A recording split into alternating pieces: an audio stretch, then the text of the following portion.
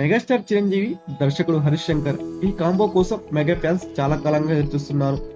Pawan Kalyan Gabbar Singh release అయి block buster అయినప్పటి నుండి ఈ కాంబోలో సినిమా రానుందంటూ వార్తలు వినిపిస్తూనే ఉన్నాయి.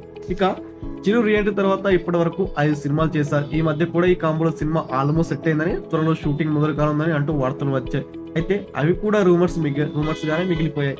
ఇప్పుడు తాజాగా మరోసారి చిరంజీవి హరీష్ శంకర్ మూవీ తెరపైకి వచ్చింది. త్వరలోనే వీరిద్దరి కాంబోలో సినిమా మొదలు కానుందంటూ అప్పట్లో దర్శకుడు పూరి జగన్నాథ్ చిరుతో చేద్దాం అనుకున్న ఆటో జానీ సినిమా కథనే చిరు హరీష్ కాంబో కోసం సెట్ చేశారట. అదే కథకు హరీష్ శంకర్ కొన్ని మార్పులు చేశారట. తన స్టైల్లో పంచులు, ప్రాసలు, హీరోయిజం ఉండాలి సెట్ చేశారట. అదే కథను చిరుకు వినిపించగా ఆయన కూడా వెంటనే ఓకే చెప్పేశారట. ఈ సినిమాకు ముందు నుండి అనుకున్నట్లుగానే ఆటో జానీ అనే టైటిల్ నే ఫిక్స్ చేసుకున్నారట.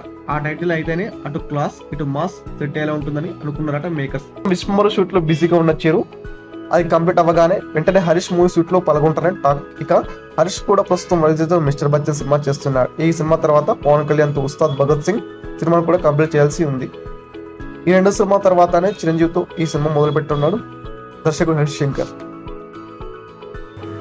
ఈ వీడియో పూర్తిగా వీక్షించినందుకు ధన్యవాదాలు.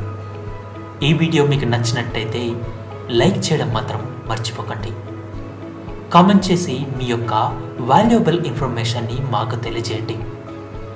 షేర్ చేసి మీ ఫేస్బుక్, వాట్సాప్, ట్విట్టర్ కమ్యూనిటీకి మా వీడియోని పంచుకోండి. అంతేకాకుండా మా వీడియోని నోటిఫికేషన్ల రూపంలో పొందడానికి సబ్స్క్రైబ్ బటన్ని ప్రెస్ చేసి బెల్ బటన్ని నొక్కండి. Thank you for watching.